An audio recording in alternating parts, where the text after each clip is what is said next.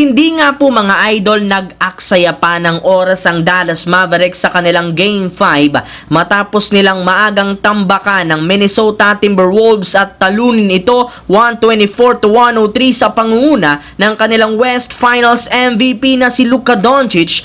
36 points, 10 rebounds, tilulungan rin naman siya dito ni Kyrie Irving na kumana rin ng 36 points.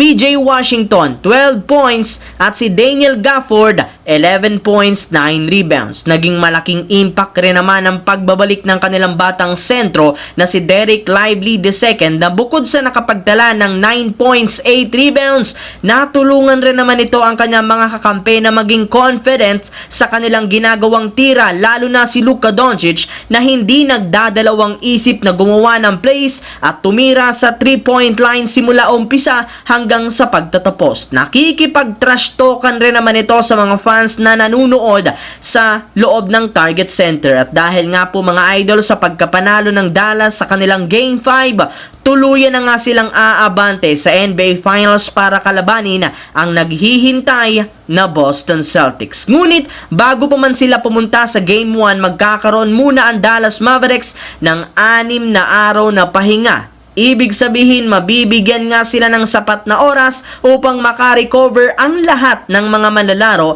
na merong injury. Kung inyo ngang matatandaan, bukod nga kay Dereck Lively, may tinatamo rin namang injury si Luka Doncic ng 4 na injury sa kanyang katawan. Kaya maswerte at jackpot nga ang kanilang team na magkakaroon sila ng sapat na oras para makapaghanda at makagawa ng bagong estratehiya para sa susunod na match-up laban sa Boston Celtics. Well, kung ang Dallas Mavericks nga mag-a-advance na sa NBA Finals, ang Minnesota Timberwolves naman magbabakasyon na at magtatapos ang kampanya ngayong season. At kasabay niyan, hindi na rin naman napigilan pa ng kanilang superstar na si Anthony Edwards na maging emosyonal at agad mag-walk out sa Game 5 kahit hindi pa tapos ang laro, gayong kitang-kita kung gaano sila denomina ng husto, lalo na ni Kyrie Irving at Luka Doncic. And speaking of Kyrie Irving mga idol, sa pagbabalik nga nito sa unang pagkakataon sa NBA Finals simula pa taong 2016, may mga teams na naman ang nagsisimula ng magsisi sa hindi pagkuha nila sa kanya nang umalis ito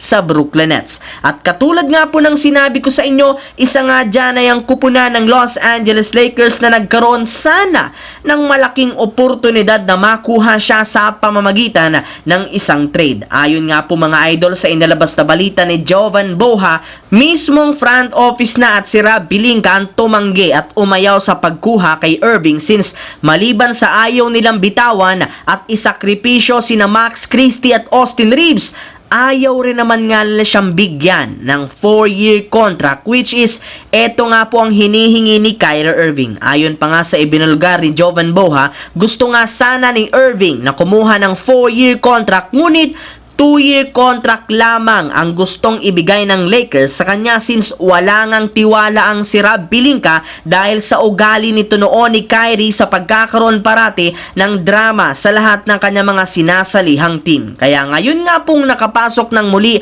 si Irving sa NBA Finals, sobrang laking panghihinaya ngayon ni Rob Pelinka sa hindi sa pagkuha sa kanya. So yun lamang mga idol ang ating bagong video na ating pinag-usapan ngayon dito. Once again, this is your J-Zone TV. Huwag kalimutang mag-like, mag-subscribe, pindutin ang notification bell sa akin channel para lagi kayo maging updated sa mga videos na pinapalabas ko. Isang malaking shoutout sa lahat mga idol. Maraming salamat po.